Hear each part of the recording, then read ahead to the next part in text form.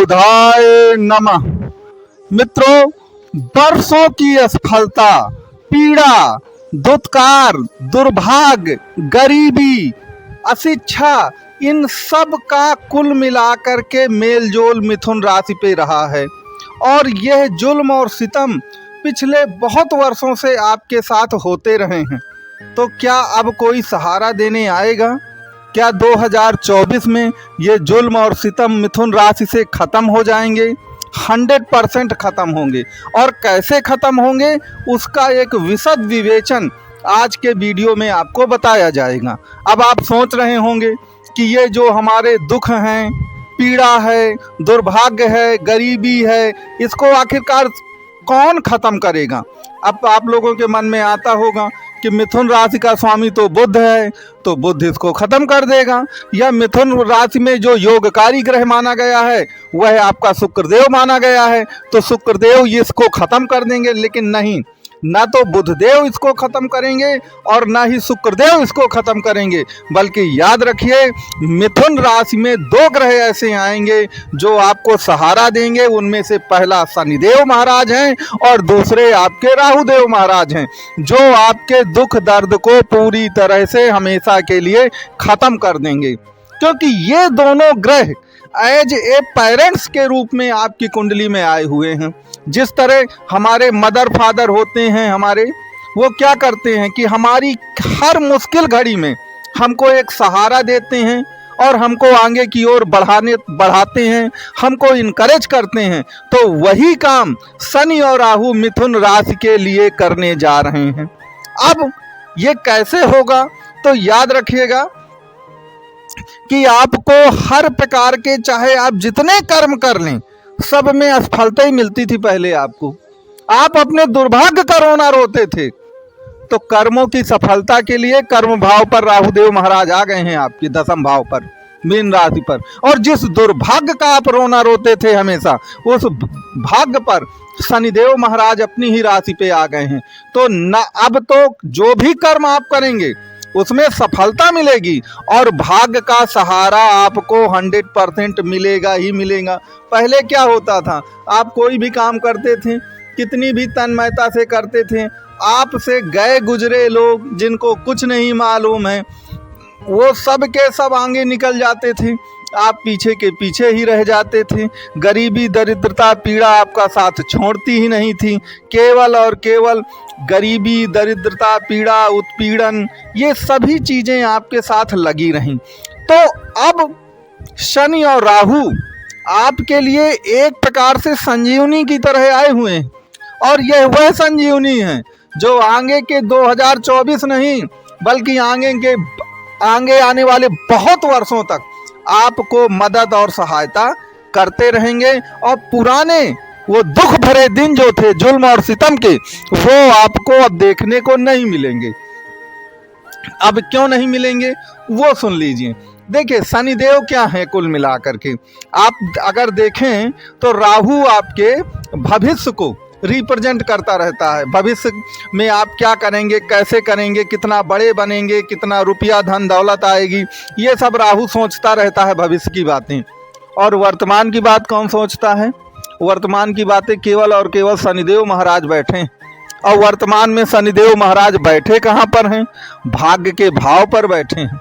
और लंबी पीड़ा और दुख देने के बाद आए हैं यहाँ पर। आप तो शनि का स्वभाव जानते ही हैं कि जब तक वह व्यक्ति को बिल्कुल सोने की तरह तपा नहीं देते, तब तक वो प्रतिफल नहीं देते। और अब तो उन्होंने आपको इतना तपा दिया है कि वो सीधे और सीधे आपको सोना और पारस बनाने के लिए ही भाग्य भाव पर आए हुए। तो शनिदेव महाराज वर्तमान समय जो होता है उसी का प्रतिनिधित्व करते हैं, जबकि राहु भविष्य का प्रतिनिधित्व करता है। तो वर्तमान समय तो आपके साथ है ही, क्योंकि शनिदेव भाग्य भाव पर हैं। भविष्य भी आपका ही है अब, क्योंकि भविष्य पर राहुदेव महाराज विराजमान हैं। तो वर्तमान भी आपका है और भविष्य भी आपका है। भूतकाल के बारे में सोचना, विचारना, उससे पीड़ा बढ़ती है, तो उसको आप इग्नोर कर दीजिए। भूतकाल के बारे में बहुत सोचिए ही नहीं, केवल और केवल वर्तमान और भविष्य पर सोचिए। और सबसे ज़्यादा तो वर्तमान पर सोचिए, क्योंकि वो जब वर्तमान अच्छा बनेगा तो भविष्य अपने आप अच्छा बनेगा। तो सबसे ज़्यादा जो फोकस है हमारा वो शनिदेव महाराज पर है।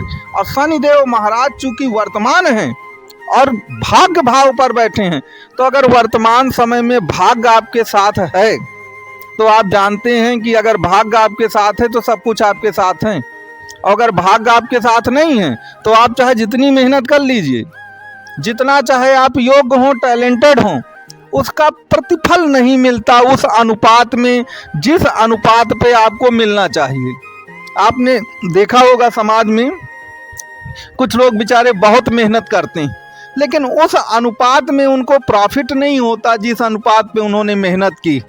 लेकिन जब भाग्य साथ में होती तो आप मेहनत थोड़ी सी करिए और आपको बहुत बड़े अनुपात पे एक प्रकार से लाभ होगा। तो भाग्य का सहारा मिलना बहुत ज़रूरी है। अगर भाग्य का सहारा हमको नहीं मिलेगा तो फिर याद रखिए फिर नहीं कुछ होने वाला है। और कहने का पूरा तात्पर्य है कि मिथुन राशि की कुंडली में आप शनि और राहु की ओर निहारिए और शनि और राहु को ठीक करने के लिए, उनको एक्टिवेट करने के लिए, उनसे अधिकाधिक लाभ कमाने के लिए आप जो कुछ भी कर सकते हो वो ज़रूर करना चाहिए।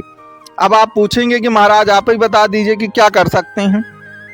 तो अगर शनिदेव को प्रसन्न करना है तो मैं बता भी चुका हूँ आपको कि शनिदेव के साथ तो हमेशा दुर्भाग्य रहा ही है। और दुर्भाग्य के समय उनको किसने सहारा दिया था? बुद्धदेव महाराज ने उनको सहारा दिया था, राजा बनाया था। तो ये तो बुद्धदेव की ही कुंडली है मिथुन राशि की।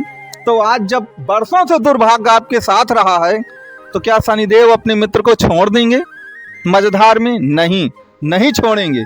जब तक शनिदेव भाग्य पे नहीं आए थे तभी तक आपका दुर्भाग्य था, लेकिन अब वह चूंकि भाग्य पर आ चुके हैं तो अब आपका दुर्भाग्य नहीं रहा। क्योंकि जब जीवन की अपार पीड़ा और दुख और गरीबी में शनिदेव जी रहे थे तो भगवान बुद्ध ने उनको कहां से कहां पहुंचाया था, राजा बनाया था उस घोर गरीबी में।